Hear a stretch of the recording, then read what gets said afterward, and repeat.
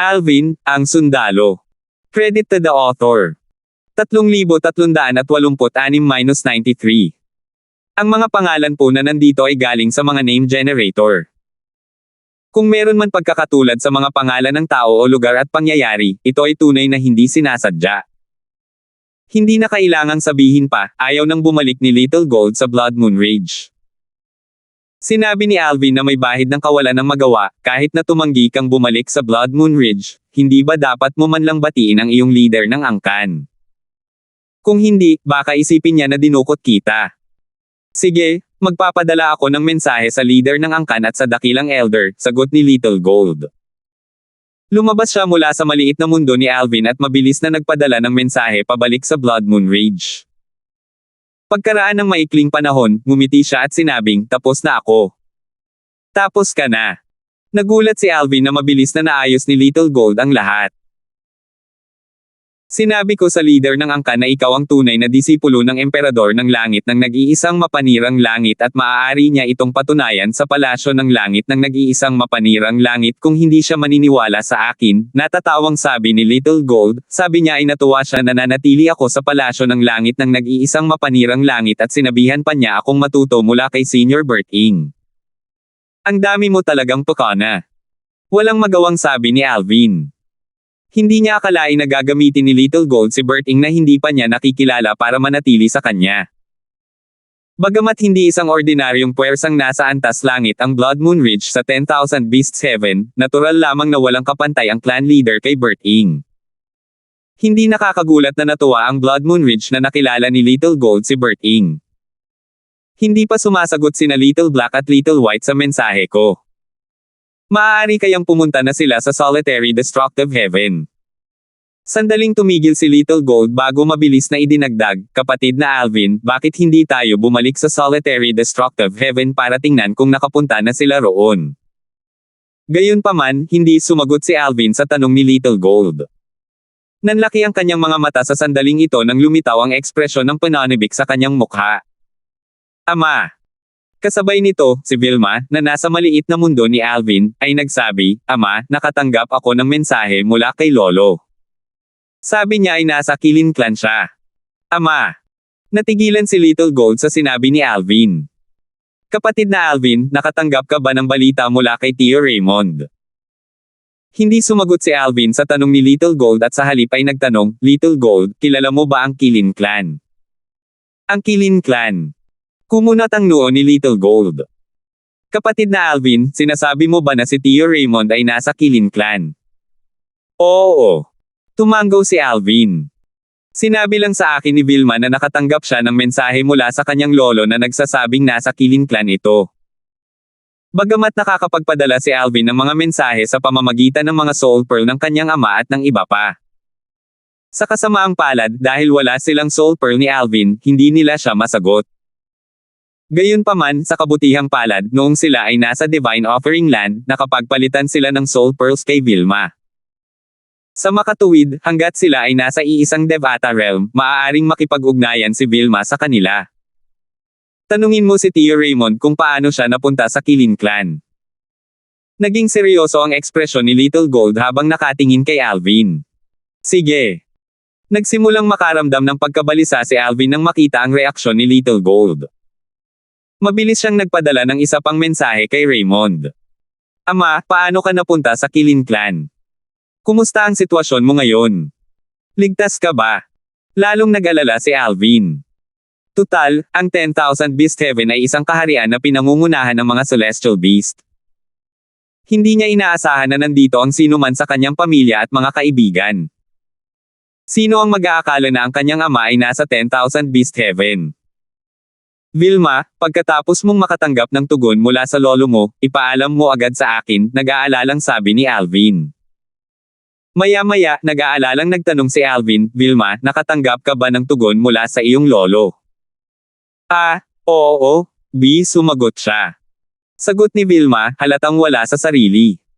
Lumalim ang pagkunot ng noo ni Alvin. Inisip niya kung ano ang sinabi ni Raymond na naging dahilan para magambala ang kanyang anak. Ano ang sabi ng lolo mo? Nag-aalalang tanong ni Alvin. Tay, Sabi ni Lolo ay maayos naman daw ang kalagayan niya, at ligtas naman siya, sabi ni Vilma. Sabi ng tatay ko ligtas na siya, dali-daling ipinarating ni Alvin ang mensahe kay Little Gold. Magaling yan. Bahagyang humupa ang ekspresyon ni Little Gold matapos marinig ang mga sinabi ni Alvin. Little Gold, bakit ka ba kinakabahan nang marinig mong nasa Kilin Clan ang tatay ko? Tanong ni Alvin na may kuryosidad. Kapatid na Alvin, hindi mo ba alam na ang Heavenly Emperor ng 10,000 Beasts Heaven ay mula sa Kilin Clan? Tanong ni Little Gold. Hindi ko alam. Umiling si Alvin, nagulat. Ang Emperador ng Langit ng 10,000 halimaw sa langit ay mula sa Kilin Clan. Nangangahulugan ito na ang Kilin Clan ay ang palasyo ng langit ng 10,000 halimaw sa langit. Ito ang puwersa ng Emperador ng Langit. Ito ay naiiba sa palasyo ng langit na pool dahil konektado lamang ito dito dahil sa kanyang relasyon kay Hensley. Samantalang ang Kilin Clan ang pinagmula ng Emperador ng Langit. Hindi na kailangang sabihin, ito ang magiging puwersa ng Emperador ng Langit, ang palasyo ng langit ng kaharian ng 10,000 halimaw. Nangingibabaw ang Kilin Clan sa 10,000 Beasts Heaven, kahit ang isang puwersang kasing lakas ng Dragon Clan ay hindi nangangahas na mga asar laban sa Kilin Clan maliban kung talagang kinakailangan, lalo na ang Blood Moon Ridge. Paliwanag ni Little Gold, ang Heavenly Emperor ng 10,000 Beast Heaven ay isa ring Divine Beast. Kilala siya bilang Chaos Kilin. Sinasabing ang Chaos Kilin ay ipinanganak na may Chaos Divine Flame. Ang kanyang Chaos Divine Flame ay tiyak na hindi isang low form na Chaos Divine Flame. Bukod doon, ang kanyang lakas ay narank sa top 10 noong unang panahon sa mga Heavenly Emperor. Ang kanyang lakas ay tiyak na mas lumago pa mula noon, muling naging seryoso ang kanyang ekspresyon sa pagtatapos ng kanyang mga salita. Isang Chaos Kilin na ipinanganak na may Chaos Divine Flame. Naningkit ang mga mata ni Alvin. Paano nabuhay ang Chaos Kilin hanggang ngayon? Sa pagkakaalam ko, kahit ang mga mula sa Realms of Gods ay naghahangad ng 5 Divine Elements. Bukod sa mga Diyos, dahil alam na ang Chaos Kilin ay ipinanganak na may Chaos Divine Flame, malamang ay marami mula sa Devata Realm ang nagtangkang pumatay sa kanya para sa Chaos Divine Flame, tama ba? Naguguluhan na tanong ni Alvin. Noong nakaraan, nang pumasok si Alvin sa Purgatory Battlefield, nalaman niya na ang mga nagtataglay ng mga banal na elemento ay itatago ang mga ito kahit na sila ay mula sa mga kakila-kilabot na puwersa. Halimbawa, ang Turquoise Water Divine Tiger, isang banal na halimaw mula sa White Tiger Clan, ay inilantad lamang ang kanyang sarili dahil tiwala siyang kaya niyang patayin si Alvin. Kahit sa 9 Serenities Battlefield para sa mga Celestial Emperor, ang malalakas na Celestial Emperor na nagtataglay ng mga Divine Elements ay itatago pa rin ang kanilang mga pagkakakilanlan at ang katotohanang mayroon silang Divine Element. Kapatid na Alvin, hindi ka nagkakamali. Gayunpaman, hindi mo isinaalang-alang ang katotohanan na ang isang Supreme Powerhouse mula sa 10,000 Beasts Heaven ay mula rin sa Kilin Clan, sagot ni Little Gold. Nabigla si Alvin sa mga sinabi ni Little Gold. Sa kabaligtaran, nanatiling kalmado si Elder Hal. Nang makita ito, nagtanong si Alvin, Elder Hal, alam mo ba ito? Tumango si Elder Hal. Nabanggit na ng Panginoong Emperador sa langit noon. Hindi inaasahan. Bumantong hininga si Alvin. Hindi niya inaasahan na matatagpuan niya ang kanyang ama kasama ang Kilin Clan na may kahangahangang pinagmulan. Hanggang ngayon, ang Kilin Clan ang pinakamalakas na puwersang narinig ni Alvin. Hindi na kailangang sabihin, ang Dragon Clan at Blood Moon Ridge ay hindi maihahambing dito. Sa katunayan, kahit ang Heavenly Palace of the Solitary Destructive Heaven ay hindi kasing lakas ng Kilin Clan, pati na rin ang Heavenly Palace of the 10,000 Beasts Heaven, na mayroong suporta ng isang kataas-taasang makapangyarihang nilalang.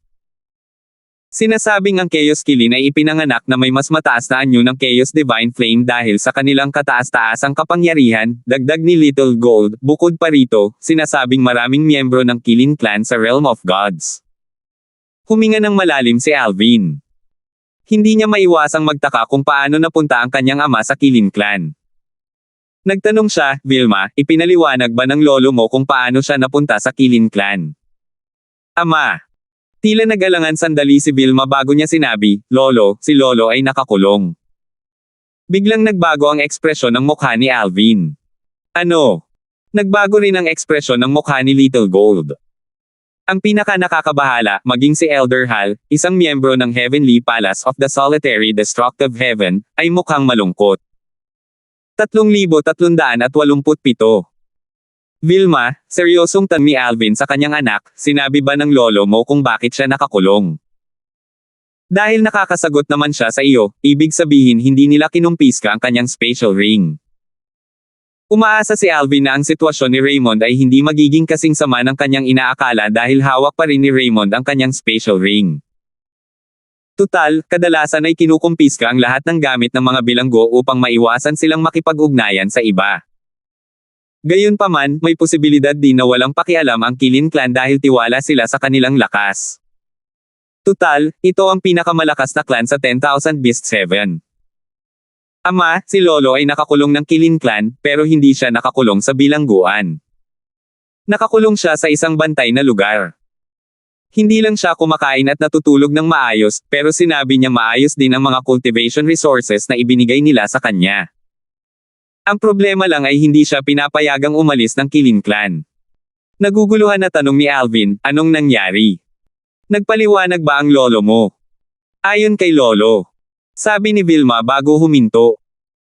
Medyo naging kakaiba ang boses niya habang patuloy na sinasabi, matapos siyang umakyat sa 10,000 Beast Heaven, nagkagusto sa kanya ang anak na babae ng isa sa mga elder ng Kilin Clan.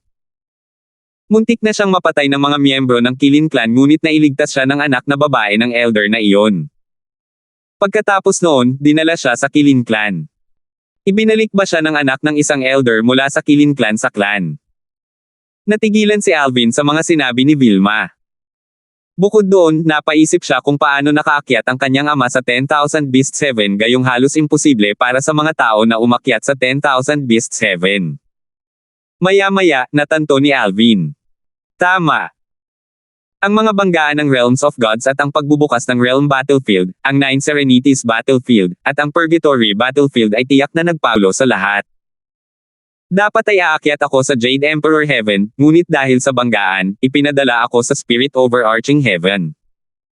Tulad ko, malamang ay nagkataon lang na umakyat si tatay sa 10,000 Beast 7.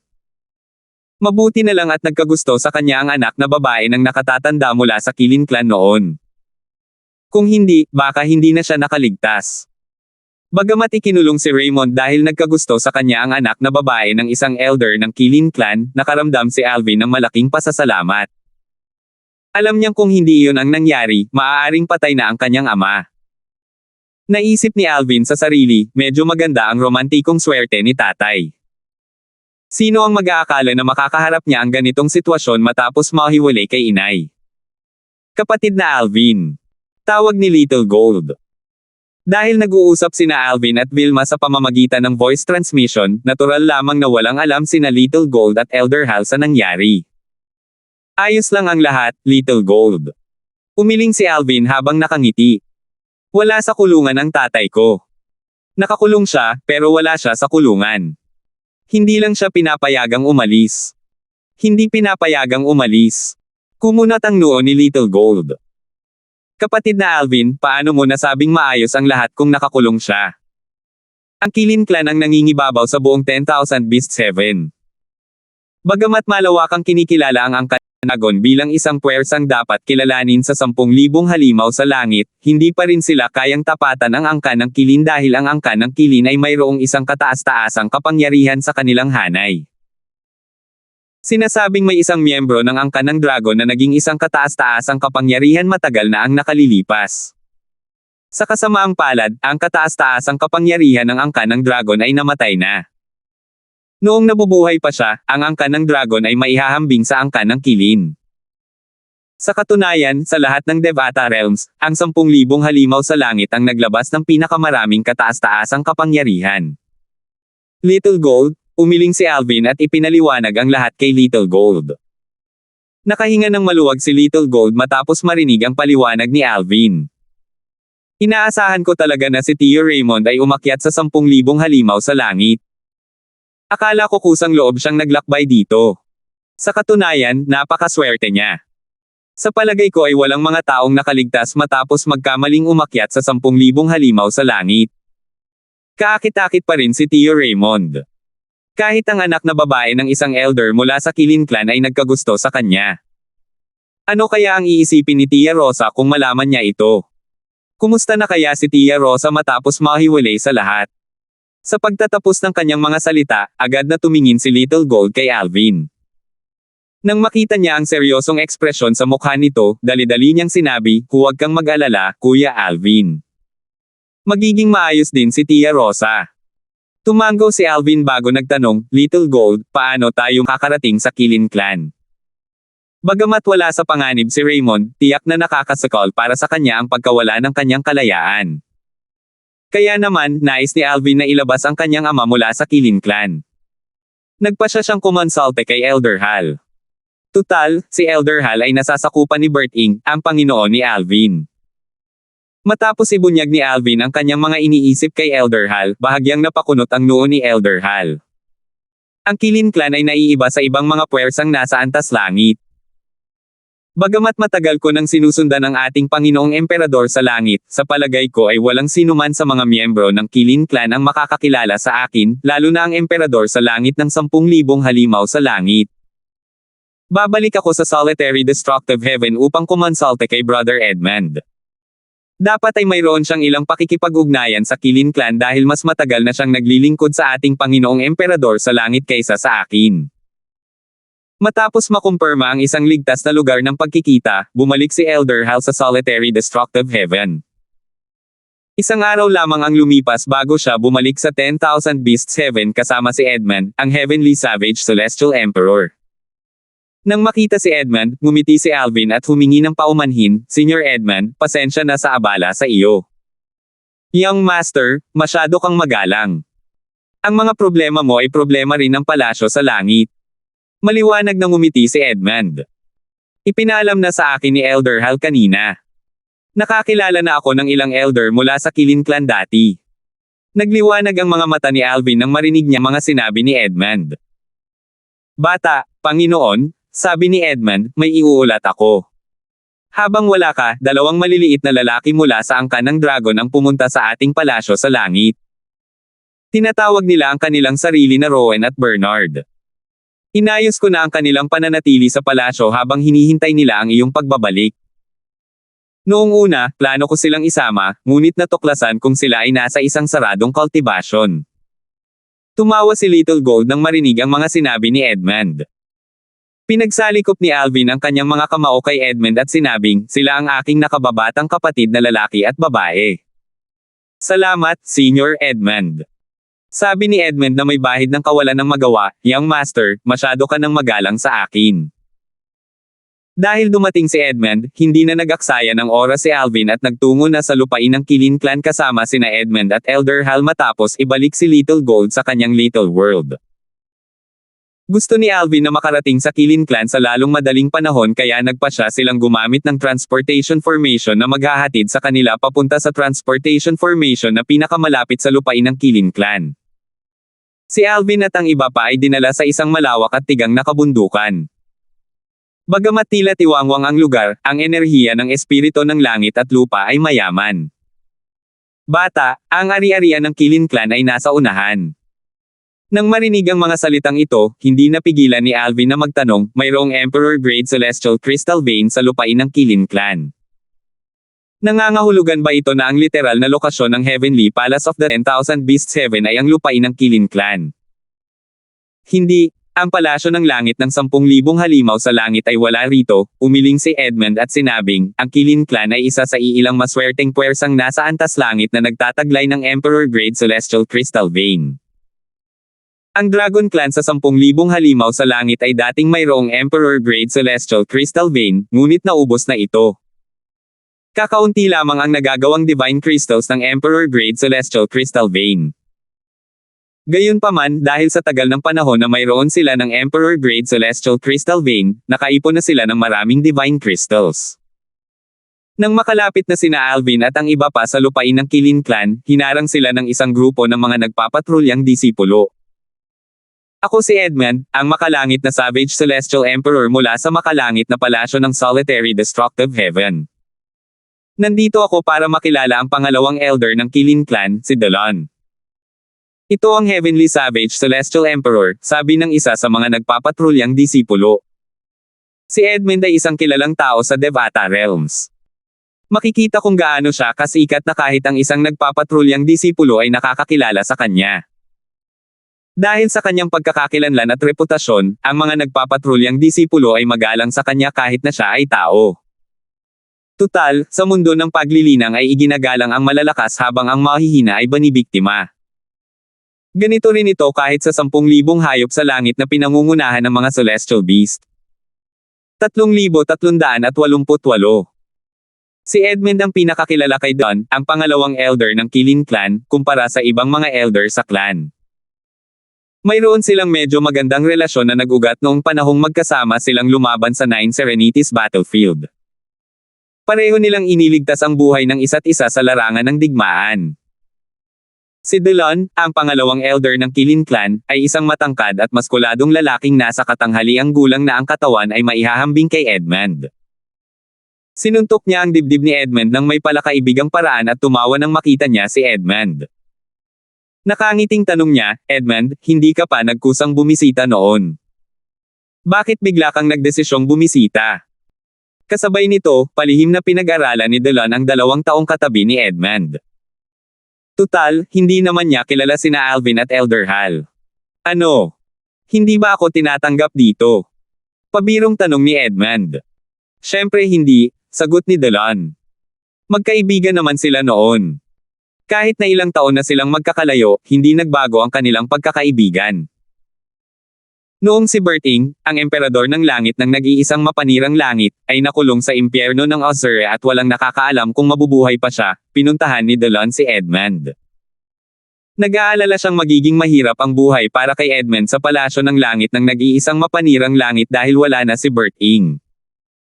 Inanyayahan niya si Edmund na sumali sa Kilin clan. Ginagarantiyahan pa niya na ang pagtrato kay Edmund sa Kilin clan ay hindi magiging iba sa kung paano siya tinatrato sa palasyo ng langit ng nag-iisang mapanirang langit. Dahil matalik silang magkaibigan, hindi naksaya ng oras si Delon sa mga walang kwentang kwentuhan at prangkang nagtanong, "Hindi ikaw yung tipo ng taong bumibisita ng walang dahilan. Sabihin mo sa akin kung ano ang nangyari." Umiling si Edmund at sinenyasan si Alvin habang sinasabi, "Ang totoo, ito ang batang Panginoon ng palasyo ng langit ng nag-iisang mapangwasak na langit. Siya ang tunay na disipulo ng ating Panginoong Emperador sa langit." Noong una, hindi masyadong pinansin ni Delon ang 2 kasama ni Edmund. Gayunpaman, nang marinig ang mga salita ni Edmund, lumingon siyang muli kay Alvin. Ang tunay na disipulo ng Heavenly Emperor ng Solitary Destructive Heaven. Nakakatuwa. Bahagyang paghanga ang makikita sa mga mata ni Delon nang banggitin niya si Berting.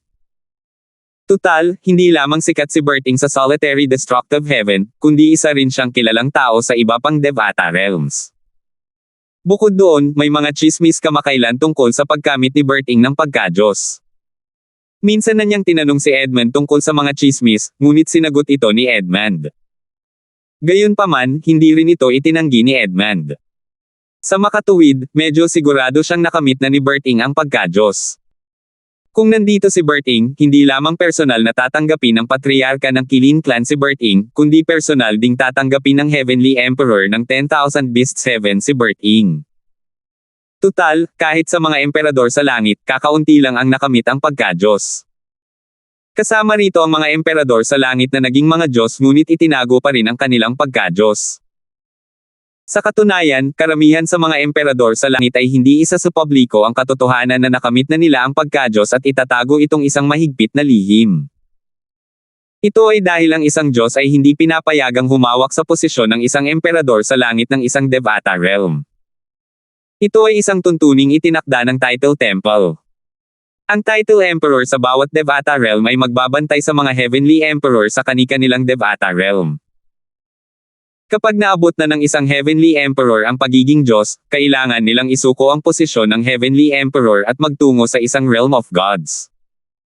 Natural lang, may ilang Heavenly Emperor na nagawang labagin ang panuntunan dahil sa kanilang makapangyarihang pinagmulan na nagpabahala maging sa Title Temple. Halimbawa, ang Kilin clan ay isa sa mga puwersang iyon. Kung ang Heavenly Emperor ng 10,000 Beasts Heaven ay nakamit ang pagka-Diyos, kahit na hindi siya umakyat sa isang realm of God, ang title temple ay hindi magpapahirap sa kanya. Hindi ito ikinagulat ng maraming tao. Tutal, ang title temple ay nababalitang sinusuportahan lamang ng mga Supreme Powerhouse habang ang Heavenly Emperor ng 10,000 Beasts Heaven mula sa Qilin Clan ay nakumpirmang sinusuportahan ng isang Supreme Powerhouse. Ang batang Panginoon ang kahalili ng ating Panginoong mga emperador ng langit sa mga makamundong kaharian. Malaki ang pagpapahalaga sa kanya ng ating Panginoong mga emperador ng langit. Ang unang ginawa niya pagkatapos niyang makatakas mula sa impyerno ng Asher ay ang hanapin siya, sabi ni Edmund, sinasadya at sadyang inilalantad ang kahalagahan ni Alvin kay Berting. Bata, Panginoon. Bahagyang nagbago ang pakikitungo ni Delon kay Alvin matapos niyang marinig ang mga salita ni Edmund. Mas naging magalang na siya kaysa dati. Ako si Delon, ang pangalawang elder ng Qilin Clan. Hindi kumilos ng mayabang si Alvin. Hindi lamang ito likas sa kanya, alam din niyang magalang lamang sa kanya ang kabilang panig dahil kay Berting. Bukod dito, narito siya upang humingi ng tulong. Ako si Alvin. Ikinagagalak kong makilala ka, Senior Delon. Nakangiting sabi ni Edmund, Young Master, huwag kang mag-alala. Maaari mo siyang makausap ng malaya. May dahilan ka ba kung bakit mo ako hinahanap? Nagtatakang tanong ni Delon. Senior. Seryoso ang ekspresyon ni Alvin habang ikinukwento niya kay Delon ang tungkol sa kanyang ama, si Raymond. Nang matapos siyang magpaliwanag, tumingin siya kay Delon ng may bahid ng pananabik habang nagtatanong, Senior Dionling, naparito ako upang ibalik ang aking ama sa solitary destructive heaven. Maaari mo ba akong tulungan sa bagay na ito? Hindi ko alam na si Raymond pala ang ama mo, Young Master Darfield. Ngumiti si Delon ng may pag-aalinlangan. Sa katunayan, alam ko ang tungkol sa bagay na ito. Ang taong nagligtas sa buhay ni Raymond at nagpanatili rin sa kanya rito ay walang iba kundi ang pamangkin ko, si Win. Maituturing si Delon bilang pinakamalakas na taga-suporta ni Win sa Qilin Clan. Matagal nang namatay ang mga magulang niya sa isang aksidente, at si Delon ang nagpalaki sa kanya. Bukod dito, itinuring din siya ni Delon na parang tunay niyang anak. Hindi ko inaasahan na pamangkin mo pala siya, Senior. Mait na ngumiti si Alvin. Sino ang mag-aakala na magkakaroon ng ganitong pagkakataon? Ang bagay na ito. Hindi naman mahirap, pero hindi rin madaling lutesin. Kung uutusan ko siya, gagawin niya kahit ayaw niya. Sabi ni Delon ng bahagyang nakasimangot, sa katunayan, pinayuhan ko na siya na huwag gawin ito kanina. Tutal, walang anumang sa pilitin na gagawin ang magbubunga ng magandang resulta. Bukod pa rito, maraming may talento sa 10,000 Beasts Heaven. Hindi ko maintindihan kung bakit siya ganoon ka-focus sa isang lalaki. Naisip ko pang ang patayin siya pero pinigilan ako ng pamangkin ko, sabi ni Delon. Pagkatapos ng ilang sandali, medyo nahihiya niyang sinabi, natural lang, hindi ko alam na siya ang ama mo noon. Kung alam ko lang, ipapadala ko na sana siya sa solitary destructive heaven pagdating niya. Nang marinig ni Alvin ang mga salita ni Delon, napagtanto niya na 2 beses na iniligtas ni Win ang buhay ng kanyang ama. Sabi ni Delon, Young Master Duan, pwede mo nang isama ang iyong ama. Gayunpaman, sana ay makausap ng iyong ama ang aking pamangkin bago umalis. Ipaalam mo sa kanya na walang posibilidad na may mangyari sa pagitan nila. Sa katunayan, sa sandaling ito, medyo hiniling ni Delon na sana'y nagkagusto si Raymond sa kanyang pamangkin. Kung ganoon, magkakaroon siya ng koneksyon sa Heavenly Emperor ng solitary destructive heaven. Nakalulungkot na wala talagang nararamdaman si Raymond para sa kanyang pamangkin. Kung hindi, hindi sana sapilitang pinapanatili ng kanyang pamangkin si Raymond dito. Sana ay mabaigo siya ng dahan-dahan, sabi ni Delon kay Alvin, halika. Ihahatid kita sa kanya. Bago niya inakay palayo si Alvin, sinabi ni Delon, Edmund, hintayin mo ako rito. Babalik ako at magkikita tayo. Nanatili rin si Elder Hal kasama si Edmund. Sa wakas ay nakita ni Alvin ang kanyang ama sa labas ng isang malayang patio sa gitna ng mga gusali sa lupain ng Qilin Clan. Si Raymond ay kasing gwapo at kaakit-akit pa rin gaya ng dati.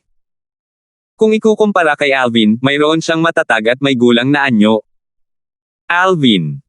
Lumiwanag ang mga mata ni Raymond nang makita niya si Alvin. Namumula ang mga mata niya sa sandaling ito, nakakaiba dahil palagi siyang malayo. Niyakap niya si Alvin ng matagal nang walang sinasabi. Ama. Ramdam ni Alvin ang kaligayahan ng kanyang ama. Hindi na kailangang sabihin pa, ganoon din ang nararamdaman niya. Tutal, 300 taon na ang nakalipas mula nang magkita sila. Maya-maya, sabik na nagtanong si Raymond, Alvin, nahanap mo na ba ang nanay mo? Sa sandaling ito, si Raymond, ang mansion master ng Asher Cloud Mansion, ay parang isang ordinaryong lalaki na namimiss ang kanyang asawang si Rosa. Ama, bukod kina Vilma at Irish, ikaw lang ang natagpuan ko sa ngayon. Bumantong hininga si Alvin. Nasaan si Vilma? Patuloy na tanong ni Raymond. Nasa maliit kong mundo siya. Pagkatapos nating umalis, maaari mo na siyang makilala, nakangiting sagot ni Alvin. Habang nag-uusap sina Alvin at Raymond, nakatayo sa malapit si Delon kasama ang isang bata at magandang babae. Isa siyang babaeng androgynous. Siya ay walang iba kundi si Win, ang pamangkin ni Delon at ang babaeng nakakulong kay Raymond dito. Siya. Kaya may anak talaga siya. Bulong ni Win ang natatarantang sabi. Sinabi niya sa sarili na nagsisinungaling si Raymond sa kanya tungkol sa pagkakaroon ng asawa at anak na lalaki. Itinatanggi niya ito. Gustong-gusto niya talaga ito, kung tutuusin. Win, panahon na para pakawalan mo na siya. Malumanay na sabi ni Delon, bukod pa rito, hindi simple ang anak niya. Siya ang tunay na disipulo ng Heavenly Emperor ng Solitary Destructive Heaven. Kausapin mo siya bago siya umalis kung kinakailangan. Umalis si Delon pagkatapos niyang magsalita. Wala na siyang ibang masabi sa sandaling iyon. Ang tunay na disipulo ng Emperador ng Langit ng nag-iisang mapangwasak na langit. Nanlaki ang mga mata ni Win sa gulat. Hindi niya inaasahan na ang lalaking sa pilitang pinigil niya ay may ganito kagandang anak. Samantala, ikinwento ni Alvin ang lahat ng nangyari sa kanyang ama. Pagkatapos noon, sinabi niya, Ama, kausapin mo siya bago ka umalis at magpaalam. Tutal, 2 beses niya naman iniligtas ang buhay mo. Alam ko. Pakiramdam ko ay sinamantala ko ang pagmamahal niya sa akin. Bumantong hininga si Raymond. Pagkatapos, nag-aalala niyang sinabi, gayunpaman, ang pag-ibig ay hindi mapipilit. Ang iyong ina lamang ang mahal ko. Gusto ko lang siyang mahanap sa lalong madaling panahon. Ang tagal na naming magkasama. Iniisip ko kung kaya niya bang alagaan ang kanyang sarili at mabuhay ng mag-isa ngayong wala na ako sa kanyang piling. 3,389. Natahimik si Alvin dahil sa mga sinabi ni Raymond. Natural lang na nag-aalala rin siya para sa kanyang ina. Gayunpaman, alam niyang wala nang saysay ang pag-aalala.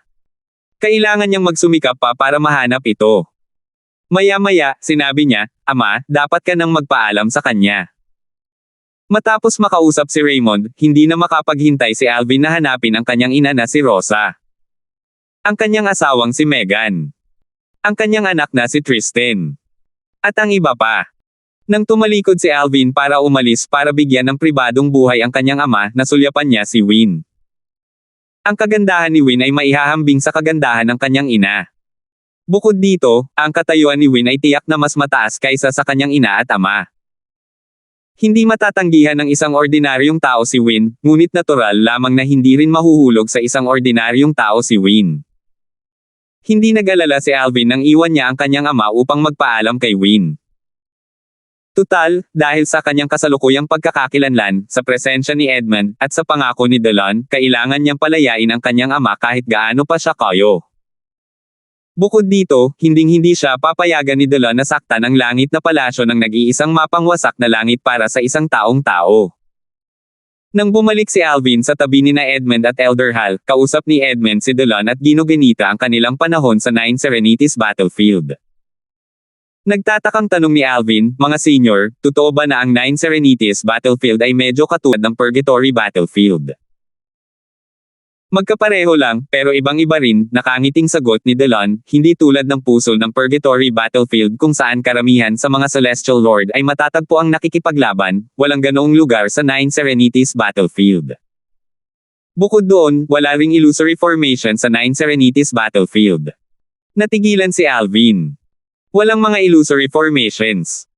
Kung gayon, paano tayo makakapasok sa mga sikretong zona? Sa Purgatory Battlefield, ang mga sikretong zona ay masalimuot na nauugnay sa illusory formations. Natural lamang na magulat si Alvin na hindi iyon ang kaso sa Nine Serenities Battlefield. Nakangiting sabi ni Delon, bawat sikretong zona sa Nine Serenities Battlefield ay isang maliit at malayang kaharian. Lahat sila ay may karaniwang pasukan at labasan. Ang mga karapat-dapat na emperador ng langit ay dadalhin sa mga pasukan. Sa kabilang banda, ang Nine Serenities Battlefield ay katulad ng Purgatory Battlefield sa diwa na mayroon ding ranggo. Ang pinakamataas na ranggong militar sa Purgatory Battlefield ay kilala bilang mga commander habang ang kanilang mga katapat sa Nine Serenities Battlefield ay kilala bilang mga Diyos ng Digmaan. Diyos ng Digmaan. Agad na nagliwanag ang mga mata ni Alvin. Maraming malalakas na Celestial Emperor sa Nine Serenities Battlefield. Gayunpaman, para makuha ang titulong Diyos ng Digmaan, kailangan mong magkaroon ng lakas na maihahambing sa isang tinaguriang Celestial Emperor. Ang titulo ay nahahati pa sa iba't ibang kategorya. Halimbawa, kahit ang pinakamahinang tinaguriang Celestial Emperor ay makakakuha ng titulong Diyos ng Digmaan, ngunit ang kanilang titulo ay 1-star God of War. Ang mas malalakas ay makakakuha ng titulong 2-star God of War. Ang mga may lakas na maihahambing sa Heavenly Emperor ay karaniwang makakakuha ng ranggong 7-star God of War, paliwanag ni Delon. Matapos makinig sa mga salita ni Delon, nagtanong si Alvin ng may kuryosidad, ano ang ranggo ninyo ni Senior Edmund? Sumagot si Delon ng nakangiti, isa akong 6-star God of War. Matagal nang hindi nakapasok si Edmund sa Nine Serenities Battlefield. Gayunpaman, sa kanyang lakas, madali siyang magiging isang 6-star God of War. Maraming natutunan si Alvin tungkol sa Nine Serenities Battlefield mula sa kanyang pakikipag-usap kina Delon at Edmund. Bukod dito, nalaman niya na ang mga may titulong Celestial Emperor ay gagamit ng kanilang mga ranggo sa Nine Serenities Battlefield upang ilarawan ang kanilang lakas. Nagpatuloy si Delon sa pagsasabing, ang ating Kilin clan ay may dalawang 7-star Gods of War at isang 8-star God of War. Ang 8-star God of War ay ang ating Lord Heavenly Emperor ng 10,000 Beasts Heaven. Kung tungkol naman sa dalawang 8-star Gods of War, sila ang ating Patriarch at Supreme Elder ayon sa pagkakabanggit. Bago pumasok ang iyong Panginoon, si Bert-Ing, sa impyerno ng Ozere, siya ang itinuturing na pinakamalakas sa mga 7 bituin na Diyos ng Digmaan. Kalaunan, madali niyang napatay si Nicodemus na isa ring 7 bituin na Diyos ng Digmaan, na nagpapahiwatig na isa na siyang kahit papaano 8 bituin na Diyos ng Digmaan noong panahong iyon. Natural lang, kung talagang nakamit na niya ang pagiging Diyos, hindi na siya maaaring tawaging Diyos ng Digmaan. Tutal, kahit ang isang 9-star na Diyos ng Digmaan ay hindi siya matatalo kung ganoon nga ang kaso. Naliwanagan si Alvin sa paliwanag ni Delon. Hindi niya alam na napakaraming pagkakaiba ang nasa pagitan ng mga tinaguriang Celestial Emperor. Lumingon si Alvin at nagtanong ng may kuryosidad, kumusta ka naman Elder Hal? Mas malakas si Elder Hal kaysa kay Darwin, ang Palace Master ng Heavenly Pole Palace na nasa antas langit sa Boundless Heaven, kaya naman naging mausisa si Alvin tungkol sa kanyang lakas. Umiling si Elder Hal at sinabing, hindi pa ako nakapasok sa Nine Serenities Battlefield kaya wala akong opisyal na ranggo. Gayunpaman, kung huhulaan ko, ang lakas ko ay malamang nakabilang sa pinakamalakas na 5-star Gods of War. Ang 5-star Gods of War ay karaniwang mga ordinaryong pinuno ng mga ordinaryong puwersang nasa antas ng langit. Sumagot si Edmund sa sandaling iyon, nagpapakumbaba si Elder Hal. Sa tingin ko madali siyang maging isang 6-star God of War. Nagpatuloy sa pag-uusap ang mga lalaki, at mula sa kanilang mga pag-uusap, mas lalong nalaman ni Alvin ang pagkakaiba ng lakas sa pagitan ng mga tinaguriang Celestial Emperor. Halimbawa, si Darwin ay isang karaniwang 5-star God of War. Ang Cold Gloom Celestial Emperor ng Heavenly Pole Palace at ang patay na Profound Heaven Celestial Emperor ay mga 4-star Gods of War. Si Sultan, ang Verdant Prairie Celestial Emperor, at si Zenaida, ang Merciless Emperor, ay dapat na 3-star Gods of War. Ang Martial Dragon Celestial Emperor at ang Cloud Zither Celestial Emperor ay 2-star Gods of War. Ang Smokewave Celestial Emperor ay isa lamang 1-star God of War. Hindi nakakapagtaka.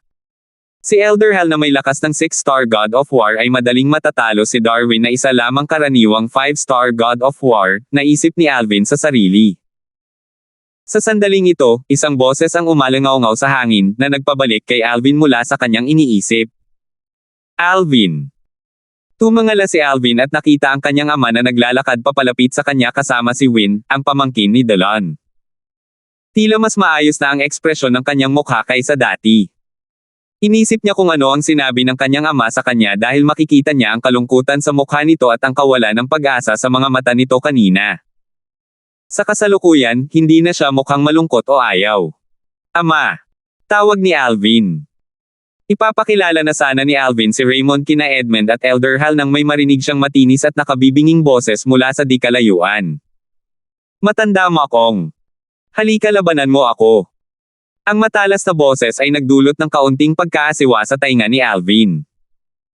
Gumanda lamang ang kanyang pakiramdam nang maipamahagi niya ang kanyang celestial origin energy.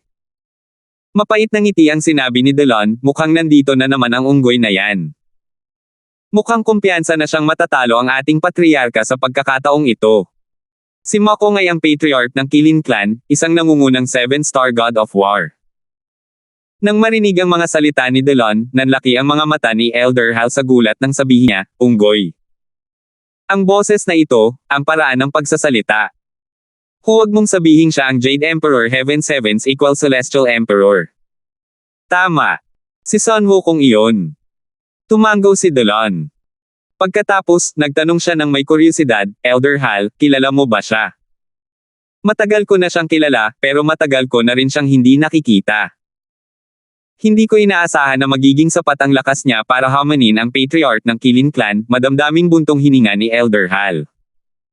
Si Makong, ang patriarka ng Qilin Clan, ay isa sa mga nangungunang 7-star gods of war.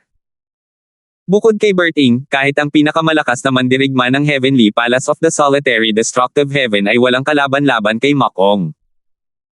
Kumislap ang mga mata ni Delon nang sabihin niya, 1,000 taon na ang nakalilipas, nakipaglaban siya sa ating patriarka hanggang sa tabla. Ngayon na nandito na siya ulit, sigurado siyang mananalo siya. Sa sandaling ito, biglang nagtaas ng kilay si Delon na parang may naririnig. Pagkatapos, sinabi niya kay Alvin at sa iba pa, pinadalhan lang ako ng ating patriarka ng voice transmission para mapanood ang laban niya sa kapantay na emperador ng langit. Edmund, Young Master Duan, Elder Hal, gusto niyo rin bang manood ng labanan? Bihira lang makasaksi ng ganoong labanan. Pagkarinig pa lang ng boses ni Delon, isang luma at malinaw na boses ang umalangaw-ngaw. Katumbas ng langit na Celestial Emperor.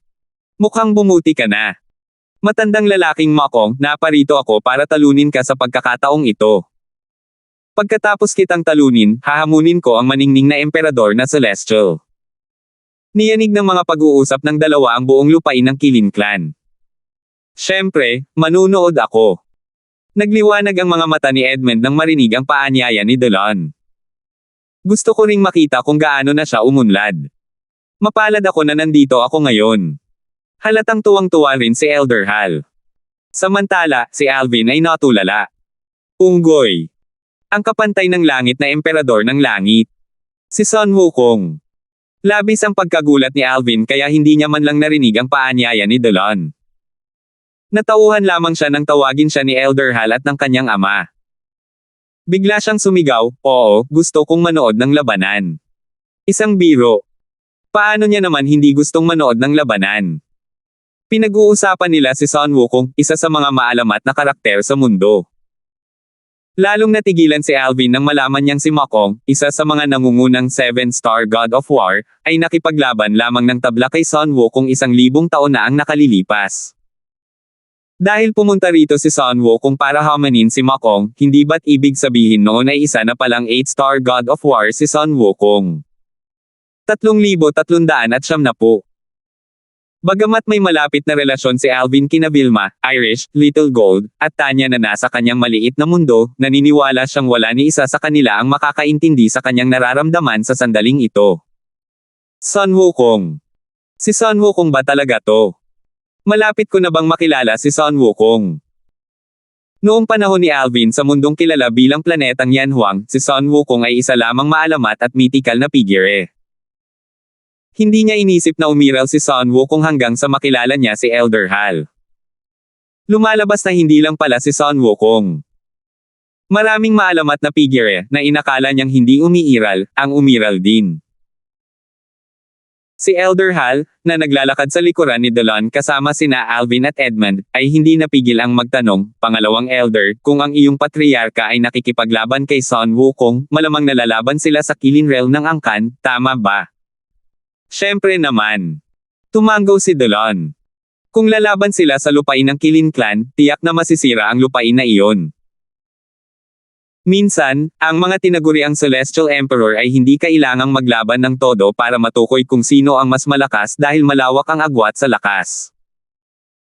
Gayunpaman, sa isang laban kung saan halos pantay ang laban ng mga kalaban, kinakailangan itong maglaban ng todo. Hindi na kailangang sabihin, sina Sun Wukong at Ma Kong na pantay ang laban 1,000 taon na ang nakalilipas ay kailangang maglaban ng todo para matukoy kung sino ang mananalo sa labanan. Kilin Realm. Tanong ni Alvin, na naguguluhan. Ang Kilin Realm ay isang malayang kaharian sa lupain ng Kilin Clan. Ito ay nilikha ng pinakamataas na kapangyarihan ng Kilin Clan, paliwanag ni Elder Hal sa mahinang boses. Nang marinig ang mga salita ni Elder Hal, nakangiting sinabi ni Delon, Elder Hal, hindi ko inaasahan na marami ka palang alam tungkol sa Kilin Clan. Isa rin akong Celestial Beast, kung tutuusin. Bibigyan ko ng pansin ang mga bagay na tulad nito paminsan-minsan, sabi ni Elder Hal. Ang kinang ng kanyang mga mata ay hindi pa rin nawawala sa sandaling ito. Samantala, habang naglalakbay ang grupo, napansin ni Alvin na mas gumanda ang itsura ni Win kaysa dati. Para siyang ibang tao kumpara dati. Hindi niya maiwasang tanungin ang kanyang ama, Ama, paano mo nalutas ito? Anong lulutasin? Naguguluhan na tanong ni Raymond. Win, sabi ni Alvin. Napagtanto ni Raymond. Oh, sinabi ko sa kanya na aalis ako kasama mo para hanapin ang iyong ina. Mukhang naiintindihan niya. Ganoon lang ba ka-simple? Nahirapan si Alvin na paniwalaan na nalutas ang bagay na iyon ng ganoon lang. Sigurado siyang may higit pa sa nakikita ng mga mata. Halata ang nararamdaman ni Win para sa kanyang ama, at tila hindi siya basta-basta susuko.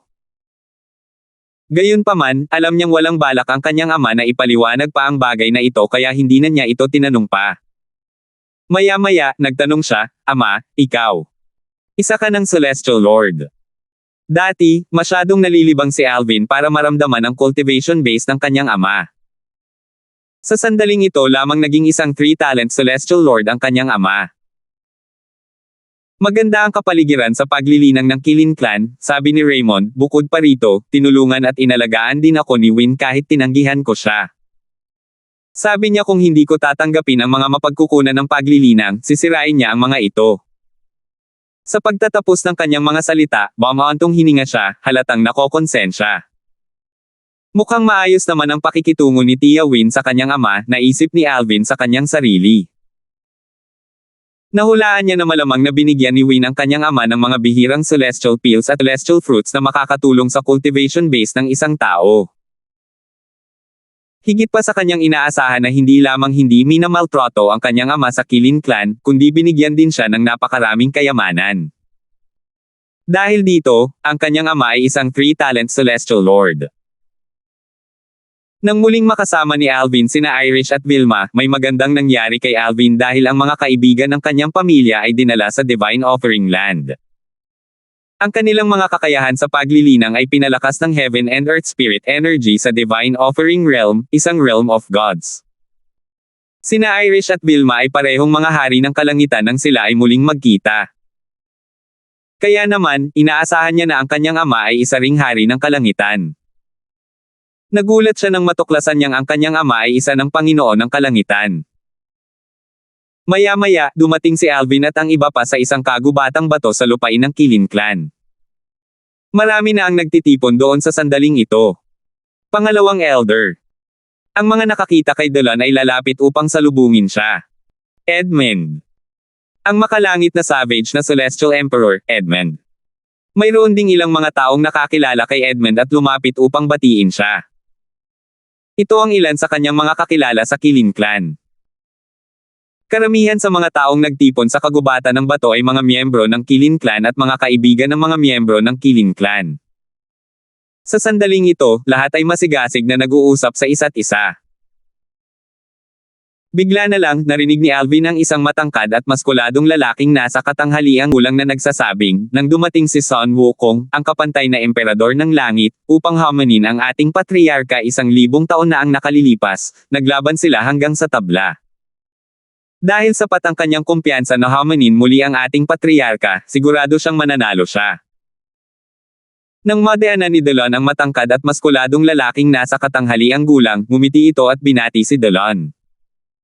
Pangalawang elder, nandito ka rin. Ika-4 na elder. Nakangiting tugon ni Delon, kaka-rating ko lang. Sino ang mga ito? Ang lalaking nasa katanghaliang gulang, ang ika-4 na elder ng Qilin Clan, ay tumingin ng may pagtataka sa mga taong kasama ni Delon. Sa grupo ng mga tao, si Win lamang ang nakilala niya. Bagamat narinig na niya ang tungkol kay Raymond, hindi pa niya nakikilala si Raymond noon. Ito ang batang Panginoon ng Palasyo ng Langit ng nag-iisang mapangwasak na langit. Sabi ni Delon habang itinuturo si Alvin. Pagkatapos, sinabi niya kay Alvin, batang Panginoon doon, ito si Diggy, ang ika-4 na elder ng Qilin Clan. Elder Diggy, nakangiting bati ni Alvin kay Diggy. Ang batang Panginoon ng Palasyo sa Langit sa nag-iisang mapangwasak na langit. Nanlaki ang mga mata ni Diggy sa gulat. Alam niyang hindi magbibiro si Delon tungkol sa ganoong bagay kaya dali-dali siyang yumoko. Batang Panginoon Darfield. Matagal na akong namumuhay ng mag-isa kaya hindi ko alam na mayroon na palang batang Panginoon sa palasyo sa langit ng nag-iisang mapangwasak na langit. Kasunod nito, ipakilala ni Delon si Diggy kay Edmund, ito ang aking mabuting kaibigan, si Edmund, ang makalangit na Savage Celestial Emperor. Maaaring hindi pa naririnig ni Diggy ang tungkol kay Alvin bilang ang batang Panginoon ng Palasyo ng Langit ng nag-iisang mapangwasak na langit, ngunit natural lamang na narinig niya ang tungkol kay Edmund, ang makalangit na Savage Celestial Emperor. Tiningnan niya si Edmund nang may nagniningning na mga mata habang sinasabi, ikaw ang makalangit na Savage Celestial Emperor. Marami na akong narinig tungkol sa iyo mula sa pangalawang elder. Maaari mo ba akong kalabanan pagkatapos ng laban sa pagitan ng ating patriarka at ng kapantay na Celestial Emperor ng Langit? Mahilig siya sa pakikipaglaban. Paano niya sasaluhin ang ganoong magandang pagkakataon? Sige. Tumanggo si Edmund. Hindi niya tinanggihan ang imbitasyon. Bilang Heavenly Savage Celestial Emperor, hindi siya kailanman natakot sa mga hamon. Sa katunayan, sa Solitary Destructive Heaven, sikat siya sa pagiging hindi natatalo matapos hamanin ang 100 katao bago pa man siya sumali sa Heavenly Palace ng Solitary Destructive Heaven at maglingkod kay Bert Ing. Sa pinakamarami, lumaban siya hanggang sa tabla, ngunit hindi pa siya natatalo. Isa rin ito sa mga dahilan kung bakit siya sumikat sa Solitary Destructive Heaven. Sa sandaling ito, sinabi ni Delon, pumasok muna tayo. Maghihintay sa atin ang patriarka, ngunit ang kapantay na emperador ng langit ay hindi ang pinakamatyagang tao. Nang si Sun Wukong, ang emperador ng langit na kapantay na langit, ay dumating upang hamanin ang Makong ng Qilin Clan 1,000 taon na ang nakalilipas, pareho silang nakipaglaban sa Qilin Realm at hinayaan ang iba na manood. Maraming tao ang naliwanagan at natuto ng malaki mula sa labanang iyon. Ang ilan sa kanila ay umunlad pa ng husto kaya't nagtungo sila upang makakuha ng titulo sa templo ng titulo upang maging mga emperador na celestial. Ito ang transportation formation na magdadala sa atin sa Qilin Realm. Ang Qilin Realms ay isang malayang kaharian na nilikha ng isang kataas-taasang makapangyarihang nilalang. Bagamat hindi ito maihahambing sa isang kaharian ng mga Diyos, hindi ito nakahihigit sa mga kaharian ng Devata pagdating sa katatagan. Gayunpaman, ang laki nito ay, walang duda, mas maliit kaysa sa isang kaharian ng Devata. Matapos makapasok sa transportation formation, si Alvin at ang iba pa ay inilipat palayo sa Qilin Clan at sa 10,000 Beasts Heaven. Nang imulat ni Alvin ang kanyang mga mata, natuklasan niyang nasa kalawakan na siya, at may mga bituin sa lahat ng dako. Mga bituin ba iyan? Nakatuon ang atensyon ni Alvin sa mga bituing nakasisilaw. Parang bumalik na ako sa planetang Yanhuang. Gayunpaman, ang planeta ay hindi kasing tatag o kasing lakas ng lugar na ito. Pumunta na tayo roon, sabi ni Delon habang pinangungunahan niya si Alvin at ang iba pa. Sa sandaling ito, maraming tao na ang nagtipon para manood ng laban. Ang kanilang mga mata ay nakatuon sa dalawang figure sa harap nila. Isa sa mga figure ay pagmamayari ng isang matandang lalaki na nakasuot ng maitim na ginto ang damit na nagpapakita ng maringal na anyo. Bagamat puti ang kanyang buhok at kilay, ang kanyang katawan ay matangkad at malakas. Ang figurang nakatayo sa tapat ng matandang lalaking nakasuot ng gininto ang damit ay isang gwapong lalaking naka-crew-cut, nakasuot ng t-shirt at beach shorts. Nakasuot siya ng malaking pares ng sunglasses na nakatikip sa kanyang mga mata. Sa sandaling ito, ikinumpas ng gwapong lalaki ang kanyang kamay, at isang guhit ng liwanag ang sumulpot sa kanyang bibig bago siya nagsimulang nguyain. Naguguluhan at nalilitong tiningnan ni Alvin ang pakete ng chewing gums na hawak ng gwapong lalaki. Naisip niya sa sarili, natulala, siya ba? Siya ba talaga si Sun Wukong, ang kapantay ng langit na emperador ng langit? Hindi ba't unggoy si Sun Wukong? Bakit siya mukhang isang tipikal na binata sa mundo? Noon pa man ay ganito na ka. Estilo si Sun Wukong.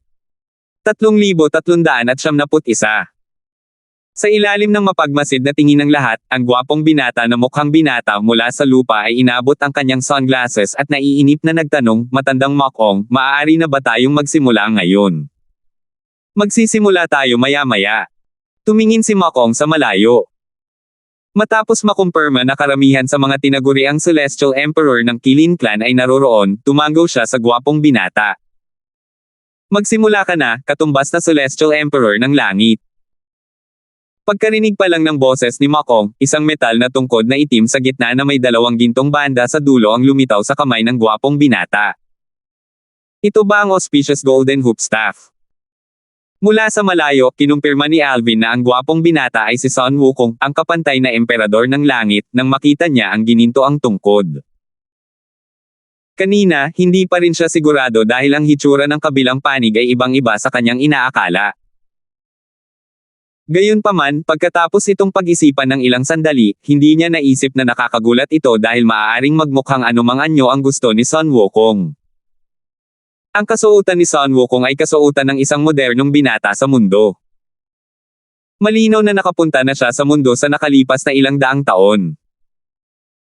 Ang kanyang mga kasuotan ay katulad ng mga isinusuot noong narito pa si Alvin sa mundo. Maaaring uso ito noon, ngunit malamang ay hindi na ito uso ngayon. Nakangiting tanong ni Delon, Edmund, ito ang unang beses na makikita mo ang kapantay ng langit na emperador, hindi ba? Oo. Tumango si Edmund habang nakatingin sa gwapong binata na may crew-cut at hawak ang auspicious golden hoop staff. Nagniningning ang kanyang mga mata habang sinasabi, matagal ko nang naririnig ang tungkol sa Jade Emperor Heavens equal Celestial Emperor, pero hindi ko pa siya naranasang makilala. Hangad kong maging katulad niya. Tumawa si Delon habang umiiling. Ang kapantay ng langit na emperador ng langit ay may kakaibang ugali, tulad mo. Sa kasamaang palad, masyado ka nang mahina ngayon para makipaglaban sa kanya. Kung hindi, sa palagay ko ay magiging lubhang interesante ang labanan sa pagitan ninyo ng kanya. Alam ni Delon na hinamon na ni Edmund ang maraming tinaguriang Celestial Emperor sa solitary destructive heaven noon. Darating din ang araw na iyon. May kumpiyansang sabi ni Edmund habang ang kanyang mga mata ay nagniningning sa determinasyon. Kasabay nito, nagtanong si Alvin nang may pagtataka gamit ang voice transmission, Elder Hal, sa tingin mo ba ay maaabutan ni Senior Edmund si Sun Wukong sa lakas? Sa tingin ko ay magiging mahirap, umiling si Elder Hal habang sumasagot sa pamamagitan ng voice transmission, si Sun Wukong ay hindi gaanong mas matanda kay Edmund, at si Edmund ay hindi kasing talino ni Sun Wukong. Bukod dito, ang unggoy na ito ay nagkaroon ng ilang mga tunay na hindi inaasahang engkwentro. May mga bali-balita na mayroon siyang suporta ng ilang mga Diyos, at sinasabing ang mga Diyos na iyon ay hindi ang iyong mga karaniwang Diyos. Alam ni Alvin na ang tinutukoy ni Elder Hal ay ang mga makapangyarihang nilalang na lumampas na sa antas ng isang 10 direksyon na emperador ng kalaliman. Alam niya na kahit sa mga Diyos, may mga pagkakaiba sa kanilang lakas. Hindi na kailangang sabihin, ang mga kaka-rating pa lang sa pagka-Diyos ang pinakamahina sa mga Diyos. Natural, kahit ang pinakamahinang mga Diyos na hindi pa nakakabisado sa sining ng pagsasama-sama ng mga kalaliman ay madali pa ring makakapatay sa isang 10 direksyon na emperador ng kalaliman na nakakabisado na sa sining ng pagsasama-sama ng mga kalaliman. Ang pagkakaiba ng lakas sa pagitan ng mga Diyos at mga celestial ay parang langit at lupa. Sa oras na ito, nakinig si Alvin sa mga talakayan sa kanyang paligid. Ang kapantay na emperador ng langit sa langit ay tila naiiba sa pagkakataong ito. Iniisip ko kung matatalo kaya siya ng ating patriarka. Dapat tayong magtiwala sa ating patriarka. Bagamat may tiwala ako sa ating patriarka, hindi may kakaila na ang bilis ng pag-unlad ng kapantay na emperador ng langit ay kahanga-hanga. Bukod dito, narinig kong 10 taon lamang siya ng ating patriarka.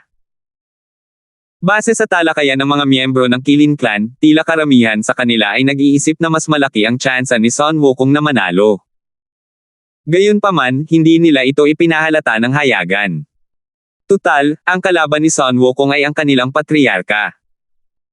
Ang patriarch ng Qilin Clan ay isa sa mga nangungunang 7-star God of War. Tumingin si Alvin kay Mokong na nakatayo sa tapat ni Sun Wukong. Hindi niya mapigilan ang kanyang kuryosidad kaya nagtanong siya, Senior Delon, kung ang inyong iginagalang na patriarch ay isa sa mga nangungunang 7-star God of War, hindi ba't ibig sabihin nito ay mas malakas siya kaysa sa ilang mga Heavenly Emperor?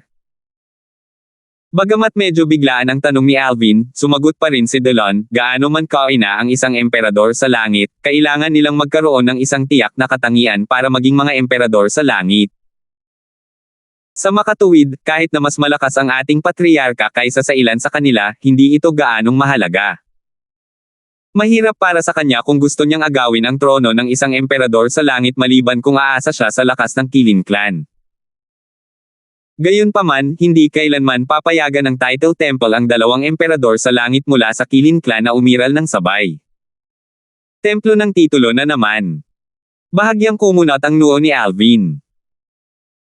Dati, nalaman niya na ipinagbabawal din ng templo ng titulo ang mga nakamit ang pagkadyos na mapanatili ang kanilang mga posisyon bilang mga emperador sa langit. Nagulat siya nang malaman niyang ipinagbabawal din ng templo ng titulo ang 2 makapangyarihang tao na maging mga emperador sa langit ng sabay-sabay. Maya-maya, nagtanong siya ng may kuryosidad, natatakot ba ang Qilin Clan sa templo ng titulo? Hindi naman sa takot ang Qilin Clan sa Title Temple, pero ang ilan sa mga patakaran nila ay hindi dapat labagin.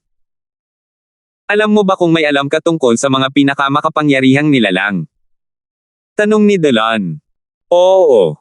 Tumanggaw si Alvin. Nabalitaan kong ang Qilin Clan ay mayroong napakalakas na kapangyarihan. Tama. Tumanggaw si Delon.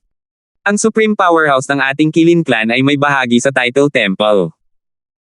Gayunpaman, ang mga patakaran ay itinakda ng may kasunduan ng maraming supreme powerhouse. Isa na rito ay hindi maaaring magkaroon ng 2 Heavenly Emperor mula sa iisang Celestial Beast Clan. Sa makatuwid, kailangan nating sundin ang mga patakaran kahit na ang ating clan ay may supreme powerhouse. Patuloy na sinabi ni Delon, ang patakarang ito ay hindi katulad ng patakaran kung saan ang mga emperador sa langit ay kailangang isuko ang kanilang mga trono kapag natamo na nila ang pagiging Diyos.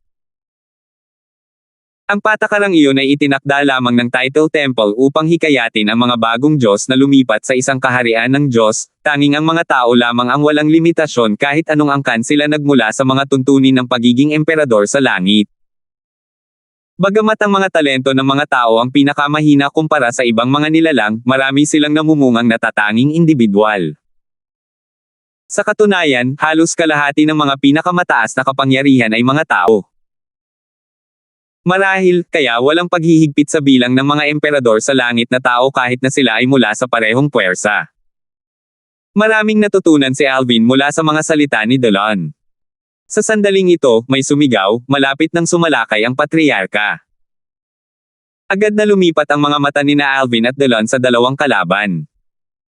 Sa sandaling ito, isang maliit na nagliliyab na pulang bundok ang biglang lumitaw sa mga kamay ng patriarka ng Qilin Clan. Sumiklab ang apoy sa paligid nito, na tila hindi maapula. Isa ba iyan sa mga banal na artepakto? Tinaas ni Alvin ang kanyang mga kilay habang tinatanong si Hana, ang kaluluwa ng espada ng 7 butas ng kahangahangang espada. Guro, iyan ay isang sinaunang divine artifact na may kaluluwa. Sagot ni Hana. Nanlaki ang mga mata ni Alvin sa gulat. Pagkatapos, hindi niya namamalayang napatingin siya sa auspicious golden hoop staff ni Sun Wukong. Kung hindi siya nagkakamali, ang staff na iyon ay isa lamang top-tier Emperor-grade celestial weapon tulad ng Seven Treasures Exquisite Pagoda. Sa oras na ito, sinabi ni Makong sa isang malakas na boses, katumbas na emperador ng langit, noon, gumamit ako ng sandatang celestial na kapantay ng sa iyo noong naglaban tayo para lang maging patas. Gayunpaman, dahil bumalik ka pagkatapos ng 1,000 taon, sigurado akong dumating kang handa. Maaaring hindi ako ang iyong katapat kung gagamit ako ng mas mababang celestial weapon. Kaya naman, gagamitin ko ang divine artifact ng Qilin Clan, ang Flaming Spirit Mountain. Gayunpaman, kung sa tingin mo ay hindi patas, hindi ko ito gagamitin. Tumanggaw si Alvin, humanga sa kinikilos ni Makong. Si Makong ay tapat at isang tunay na maginoo. Hindi masyadong pinag-isipan ito ng mga miyembro ng Qilin Clan dahil alam na nila ang personalidad ng kanilang patriarch. Umaasa ako na ang kapantay na emperador ng langit ay hindi tututol sa paggamit ng ating patriarka ng Flaming Spirit Mountain. Kung hindi, ang resulta ng labanan ay magiging malinaw. Ang ating patriarka ay sapat na ang kapangyarihan upang ilabas ang buong potensyal ng Flaming Spirit Mountain. Kung walang banal na artifact, natatakot ako na ang Heavens Equal Celestial Emperor ay malalagay sa kawalan. Iniisip ko kung tututol siya rito.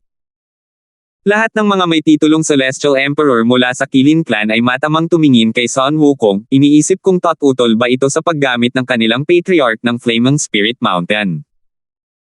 Sa pagkakataong ito, humagalpak ng tawa si Sun Wukong. Matandang Makong, nakalimutan mo na ba na hiniling ko sa iyo na gamitin ang divine artifact ng Qilin Clan noong naglaban tayo dati? Noong panahong iyon, tumanggi ka.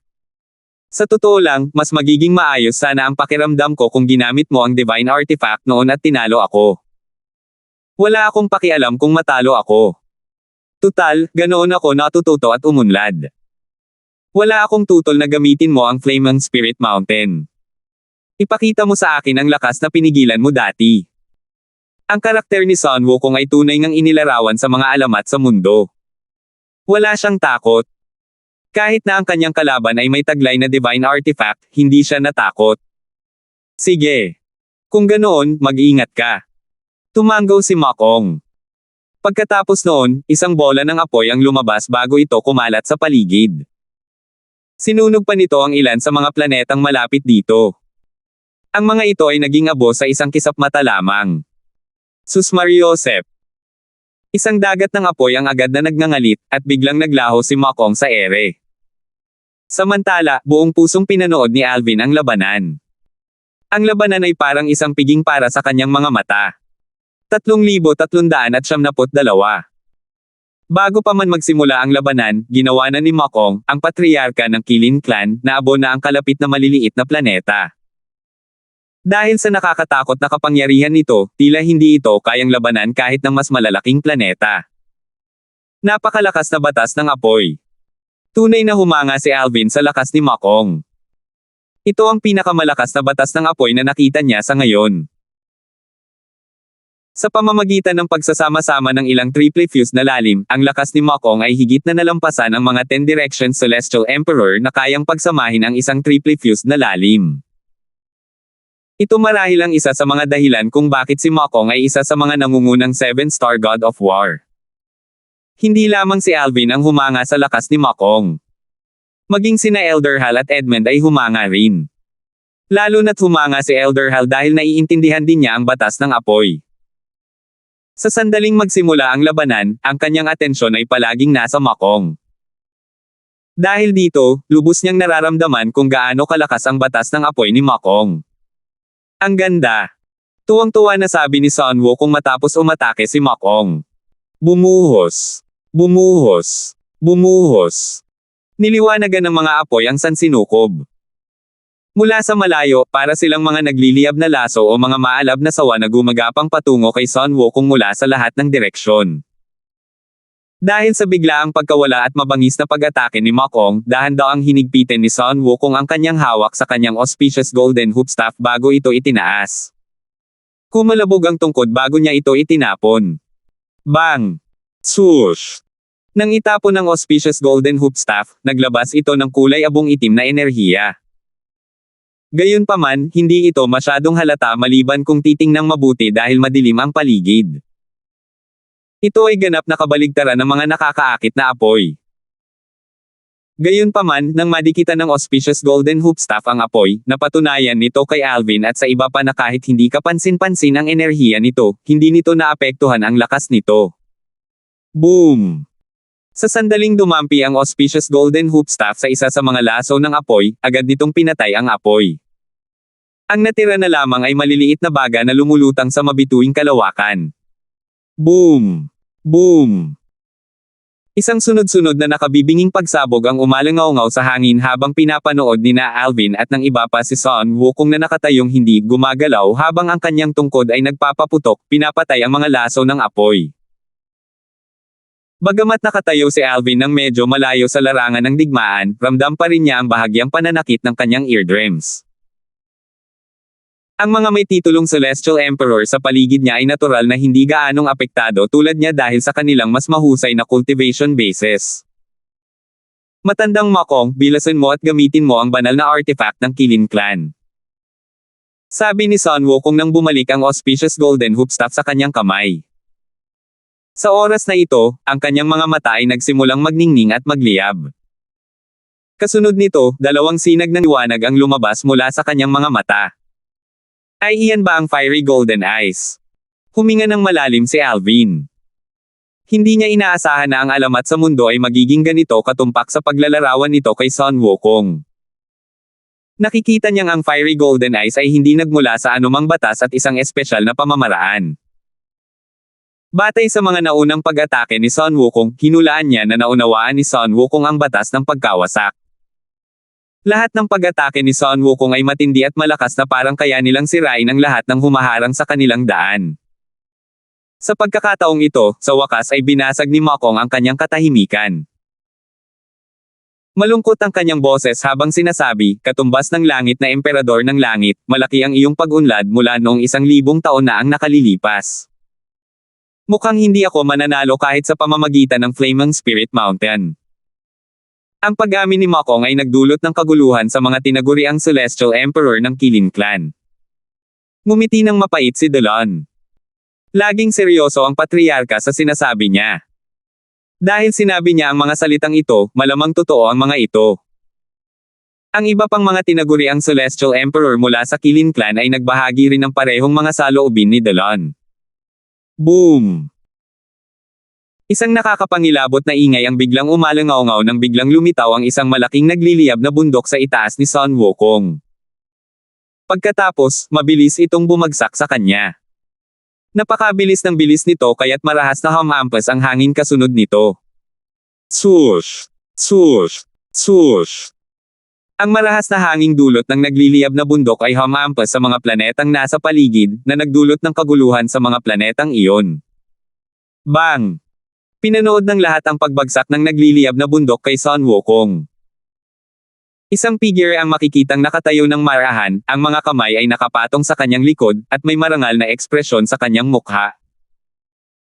Hindi na kailangang sabihin, ang figure ay pagmamay-ari ni Ma Kong, at ang bundok sa ilalim ng kanyang mga paa ay ang banal na artipakto, ang nagliliyab na bundok ng espiritu. Tumawa si Sun Wukong. Tamang-tama ang tiyempo. Hayaan ninyo akong maranasan ng aking auspicious golden hoop staff, ang banal na artifact ng inyong Qilin Clan. Kasabay nito, agad na lumaki ang auspicious golden hoop staff.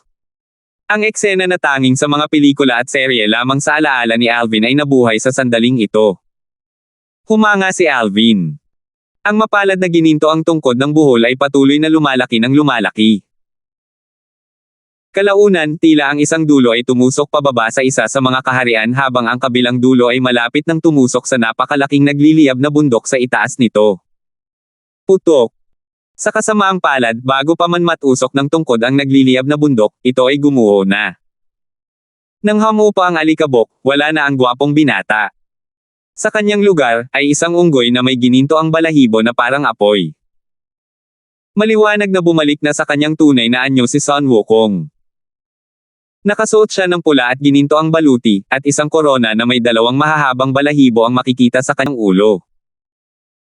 Kamukha niya ang dakilang sage na katumbas ng langit na inilarawan sa alamat sa lupa. Ang kanyang baluti ay tiyak na isang celestial na sandata o kung ano pa man dahil maaari itong magbago ayon sa kanyang laki. Makong, kunin mo ito. Lumaki ang laki ni Sun Wukong at naging kasing laki ni King Kong na inilalarawan sa pelikulang On Earth. Pinaikot niya ang auspicious golden hoopstaff na lumaki rin at pinabagsak ito sa Flaming Spirit Mountain. Bang! Ang auspicious golden hoopstaff ay tila naglalaman ng lahat ng kapangyarihan ng kalangitan. Habang iniikot ito ni Sun Wukong, ang mga planetang nakasalamuhan nito ay agad na nawasak anuman ang laki ng mga ito. Kumulo ang dugo niya sa eksena sa harap ni Alvin. Ang kanyang masungit na titig, ang walang takot na ugali, ang walang talo na hangin sa paligid niya, ang mapalad na golden hoopstaff na kaya niyang gamitin ayon sa gusto niya. Lahat ng ito ay mga bagay na umiiral sa panitikan sa mundo. Hindi nakakapagtaka na maraming tao ang sumasamba kay Sun Wukong sa mundo. Putok. Sa ilalim ng mapagmasid na tingin ng lahat, muling pinalo ni Sun Wukong ang auspicious golden hoopstaff sa Flaming Spirit Mountain, na nagpalipad ng mga kislap. Dahil dito, biglang tumagilid ang Flaming Spirit Mountain, na tila ba malapit na itong gumuho. Sa oras na ito na tila na corner si Makong kahit gamit ang kanyang banal na artifact, isang malakas na dagindong ang biglang umalangaw-ngaw sa hangin. Kasunod nito, isang napakalaking nagliliyab na kilin ang lumitaw sa harap ng lahat, dala ang Flaming Spirit Mountain. Ang laki ng nagliliyab na kilin ay kakilakilabot ang laki, at ang mga mata nito ay nagliliyab ng may matinding apoy. Katumbas ng langit na emperador ng langit, malaki na talaga ang iyong improvement. Siguro ay nagkataon lang na nagkaroon ka ng isang hindi inaasahang enkwentro noong nakalipas na 1,000 taon, di ba? Tanong ng nag-aalab na si Kilin. Humagalpak ng tawa si Sun Wukong bago sinabing, matandang Makong, hindi sana ako pupunta kung hindi ako kumpiyansa. Sige, ituloy na natin. Minsan naiinggit talaga ako sa iyo. Wala kang responsibilidad at malaya kang gumala sa mundo at gawin ang gusto mo. Sa pamamagitan lamang ng paggala-gala sa mundo makakahanap ka ng mga pagkakataong umunlad. Bumantong hininga ang nag-aalab na si Kilin. Halata sa mga salita niya ang kanyang inggit. Kasunod nito, ang apoy sa katawan ng mga kilin ay sumiklab kasabay ng paglipad muli ng Flaming Spirit Mountain patungo kay Sun Wukong. Sa kabilang banda, ibinalik ni Sun Wukong ang auspicious golden hoopstaff sa orihinal nitong anyo.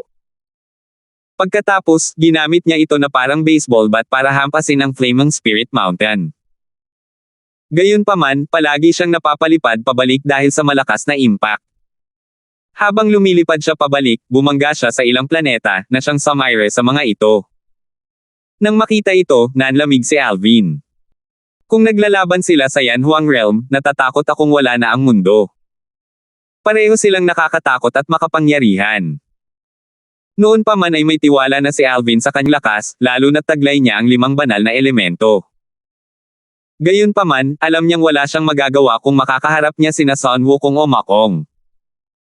Kahit ilabas niya ang lahat ng mayroon siya, wala siyang laban sa kanila.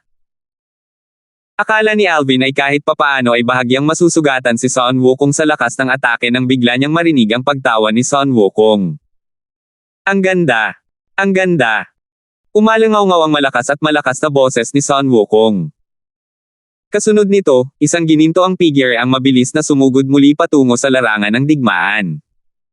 3,373. Pinanood ni na Alvin, Raymond, Edmund, Elder Hal, at ng mga miyembro ng Kilin Clan ang malaking nagliliyab na kilin at ang higanteng unggoy na may gininto ang balahibo na nakikibahagi sa isang mabangis na labanan. Kalaunan ay nilisan ng dalawa ang larangan ng digmaan, na iniwan ang mga nawasak na planeta. Putok. Sa wakas, sabay na tumigil sa pag-atake sina Sun Wukong at Makong. Bumalik sa kanyang anyong tao si Makong sa sandaling ito habang lumiit naman si Sun Wukong, na pinapanatili pa rin ang kanyang tunay na anyo. Kadalasan, nananatili si Sun Wukong sa kanyang tunay na anyo. Paminsan-minsan lamang siyang magtataglay ng anyong tao. Talo ako. Bamantong hininga si Makong. 1,000 taon pa lang ang lumipas, pero ang laki na ng unlad mo. Natapos ang labanan nang nakulong si Makong. Kung ito ay isang labanang nagbabanta sa buhay o kamatayan, walang duda na mamamatay sana si Makong. Gayunpaman, magtatagumpay din sana si Sun Wukong kung ito ay isang labanang nagbabanta sa buhay o kamatayan. Matandang Makong, minamaliit kita, sabi ni Sun Wukong habang kumikislap ang mga mata, akala ko madali lang para sa akin na talunin ka kahit na mayroon kang divine artifact, pero hindi pala. Gumanda ka rin sa nakalipas na 1,000 taon. Halatang nagulat ang dalawang kalaban sa pag-unlad ng isa't isa. Bamantong hininga si Makong, ang aking bahagyang pag-unlad ay hindi karapat-dapat banggitin kumpara sa iyo. Umaasa ako na balang araw ay maipapasa ko ang aking tungkulin bilang patriarka ng Qilin Clan at makapaglibot sa mundo ng walang inaalala tulad mo. Halata ang inggit sa kanyang boses. Umiling si Sun Wukong at sinabing, hindi ako naiinggit sa sitwasyon mo, pero marami ang naiinggit sa iyo at sa posisyon mo. Kung balak mo akong patayin, tiyak na mamamatay ako kung makikipagsanib puwersa ka sa mga tinaguriang Celestial Emperor ng iyong angkan. Maya-maya, seryoso siyang nagtanong, matandang Makong, sa pagitan mo at ng Heavenly Emperor ng 10,000 halimaw sa langit, sino ang mas malakas? Bihira siyang maging ganito kaseryoso. Napukaw din ang interes ni Alvin nang marinig niya ang tanong ni Sun Wukong. Gusto niyang malaman kung gaano kalakas ang Heavenly Emperor ng 10,000 Beasts Heaven. Kung tutuusin, ang kasalukuyang lakas ni Makong ay maihahambing sa isang ordinaryong Heavenly Emperor. Sa tingin ko hindi ko kayang tumagal ng 3 round kasama siya, nakangising sabi ni Makong. Pagkatapos, tumingin siya kay Sun Wukong nang may kahulugan at sinabing, base sa laban natin kanina, masasabi kong hindi ka tatagal ng 5 round laban sa kanya. 3 rounds. Pinaikit ni Sun Wukong ang kanyang mga mata habang bumubulong, napakalakas ba ng isang 8-star God of War? Hindi ganoon kalakas ang mga ordinaryong 8-star Gods of War, pero ang senior ko ay hindi isang ordinaryong 8-star God of Wars. Gayunpaman, Sun Wukong, batay sa kasalukuyan mong lakas, iilang tao lang na mas mababa sa 8-star Gods of War ang makakatapat mo. Hindi ka man lang nila matatalo. Medyo mataas ang evaluasyon ni Makong kay Sun Wukong. Nang marinig ang mga salita ni Makong, nag-alab ang diwa ng pakikipaglaban ni Sun Wukong. Nagningning ang kanyang mga mata sa determinasyon habang sinasabi niya, mukhang dapat akong pumasok muli sa 9 Serenities Battlefield upang makasulong ako at maging isang 8-star God of.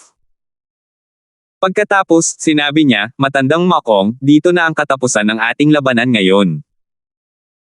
May nakikita akong pamilyar na mukha rito ngayon kaya aalis ako pagkatapos ko siyang makilala. Hamanin ko ang Heavenly Emperor ng 10,000 Beast Heaven sa susunod kong pagbisita rito. Pagkatapos niyang magsalita, biglang lumitaw si Sun Wukong sa harap ni Alvin. Napasigaw siya, ikaw talaga, 3-legged golden crow. Akala ko mali ang nakilala ko. Dakilang sage, mayroon bang pangalawa o pangatlong 3-legged golden crow sa mundo? Ngumiti si Elder Hal nang may pag-aalinlangan. Dahil galing tayo sa planetang Yanhuang, malinaw nating nararamdaman ang aura ng isa't isa. Hindi ko inaasahan na magkikita pa tayo pagkatapos mawala ang 7 Treasures Exquisite Pagoda. Bukod pa riyan, nagawa mo pang umalis sa 7 Treasures Exquisite Pagoda, sabi ni Sun Wukong. Hindi ko nilisan ang 7 Treasures Exquisite Pagoda gamit ang sarili kong lakas. Umiling si Elder Hal. Nagawa ko lang itong sakupin at iwan sa tulong ng Heavenly Emperor na kasalukuyan kong pinaglilingkuran. Sa anumang kaso, kahanga-hanga ang iyong nagawa. Tumanggaw si Sun Wukong. Pagkatapos, nagtanong siya, sinong emperador sa langit ang pinaglilingkuran mo? Muling sumigla ang kanyang diwa sa pakikipaglaban nang itanong niya ito. Sumagot si Elder Hal, ang emperador ng langit ng nag-iisang mapangwasak na langit, si Bert Ing. Bert Ing. Nanlaki ang mga mata ni Sun Wukong. Sinasabing nakamit na niya ang pagiging Diyos. Bahagya lamang ngumiti si Elder Hal. Hindi niya itinanggi o inamin ang mga paratang. Kung gayon, sa anumang kaso, isa itong biyaya para sa iyo, nakangiting sabi ni Sun Wukong. Bibisitahin ko ang palasyo ng langit ng nag-iisang mapanirang langit kung magkakaroon ng pagkakataon. Gayunpaman, maaari kong hamanin ang emperador ng langit ng nag-iisang mapanirang langit sa oras na iyon. Dakilang Sage. Bumantong hininga si Elder Hal. Ang aking Panginoong Emperador sa langit ay hindi katulad ng sinumang emperador sa langit. Hindi lamang siya ang pinakabata sa kanila, kundi nagsimula rin siyang maglinang ng mas huli kaysa sa iba. Sa katunayan, nagsimula rin siyang maglinang ng mas huli kaysa sa iyo. Hindi nagulat si Alvin nang makinig siya sa pag-uusap nina Sun Wukong at Elder Hal. Noong nasa Saint Province Realm siya, sinabi sa kanya ni Elder Hal na ang tagpuan ng aklat na Asterisk Journey to the West Asterisk sa dinastiyang Tang ay purong kathang-isip lamang. Sa katotohanan, si Sun Wukong ay umiral ng mahigit 10,000 taon. Ang 10,000 taon ay hindi itinuturing na mahabang panahon para sa mga celestial sa Devata Realms. Ipinapahiwatig mo ba na hindi ko siya kailanman malalampasan habang buhay? Pinaikit ni Sun Wukong ang kanyang mga mata. Mas lalong sumikat ang kanyang diwa sa pakikipaglaban. Nakakapanabik. Hindi ako yung tipo ng taong umiiwas sa hamon. Tumango si Elder Hal at nakangiting sinabi, aabangan ko ang araw na iyon. Bago umalis si Sun Wukong, ipinakilala ni Elder Hal sina Edmund at Alvin sa kanya. Dakilang Sage, ito ang Heavenly Savage Celestial Emperor, si Edmund. Siya ang pinakamataas na titulo ng ating Heavenly Palace ng Solitary Destructive Heaven na Celestial Emperor. Ang makalangit na Savage na Celestial Emperor. Tumingin si Sun Wukong kay Edmund. Ngumiti siya at sinabing, marami na akong naririnig tungkol sa iyo. Tulad ko, gumawa ka rin ng pangalan para sa iyong sarili sa pamamagitan ng paghamon sa maraming tao. Umaasa akong makakalaban kita sa hinaharap. Sige. Nagningning ang mga mata ni Edmund sa determinasyon. Kasunod nito, ipinakilala ni Elder Hal si Alvin kay Sun Wukong. Ito ang batang Panginoon ng Palasyo ng Langit ng nag-iisang mapangwasak na langit. Siya ay mula sa parehong planetang pinagmulan natin. Tumingin si Sun Wukong kay Alvin, bahagyang nagulat, taga-planeta ka rin ba ni Yan Huang? Oo, umalis ako sa planetang Yan Huang mga 300 taon na ang nakalilipas, nakangiting sabi ni Alvin habang tumatango. 300 taon na ang nakalilipas. Ngumiti si Sun Wukong, nagkataon lang. Bumalik ako sa planetang Yan Huang minsan 300 taon na ang nakalilipas. Galing ka ba sa panahong iyon? Oo. Tumango si Alvin. Tumigil na sa pagsasaka ang mga tao noong panahong iyon. Halos wala akong nakilalang mga nagsasaka noong panahong iyon. Mahihina rin ang mga nagsasaka. Malamang ay umalis ka na sa planetang Yan Huang bago ako bumalik. Kung hindi, sigurado akong nakilala na kita, sabi ni Sun Wukong. Sa palagay ni Sun Wukong, malamang na mataas din ang cultivation base ni Alvin noong nasa lupa pa si Alvin. Gayunpaman, tanging si Alvin lamang ang nakakaalam na kahit na nasa lupa pa siya noong bumisita si Sun Wukong, hindi siya kailanman mapapansin ni Sun Wukong. Tutal, isa lamang siyang ordinaryong tao noong panahong iyon. Ilang taon ka na ngayon? Ano ang iyong cultivation base? Tanong ni Sun Wukong. Mahigit 300 taong gulang na ako, at kakagaling ko lang sa pagiging isang pangunahing emperador sa langit, tapat na sagot ni Alvin. Bahagyang natigilan si Sun Wukong sa sagot ni Alvin. Isang pangunahing emperador na nasa langit na mahigit 300 taong gulang. Sa sandaling ito, gulat na lumingon sina Dylan at Win kay Alvin. Hindi nila alam na napakabata pa pala nito. Sa oras na ito, biglang kumislap ng pilyo ang mga mata ni Sun Wukong.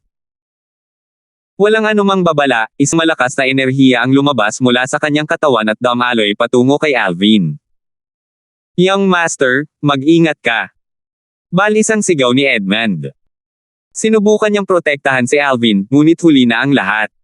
Sa kabaligtaran, nanatiling kalmado si Elder Hal. Alam niyang sinusubukan lamang ni Sun Wukong si Alvin at wala siyang masamang balak.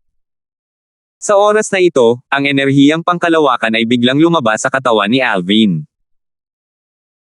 Bukod sa Space Elemental Profundity, ang kanyang double-fused profundities mula sa batas ng kalawakan ay lumabas din kasama ang kanyang iba pang mga lalim na naunawaan hanggang sa antas ng kahusayan. Bagamat dalawang lalim pa lamang ang natutunan niyang pag-fuse, nakapag-fuse na siya ng ilang double-fused profundities. Isang pangunahing emperador sa langit na wala pang 400 taong gulang ang nakaunawa sa lahat ng lalim mula sa batas ng kalawakan hanggang sa antas ng kahusayan at natutong pagsamahin ang ilang dobleng pinagsamang lalim, nagliwanag ang mga mata ni Sun Wukong. Ang pangalan mo ay Alvin, tama ba? Interesado ka bang sumama sa akin sa paglilinang? Base sa mga sinabi ni Sun Wukong, tila gusto niyang tanggapin si Alvin bilang kanyang disipulo.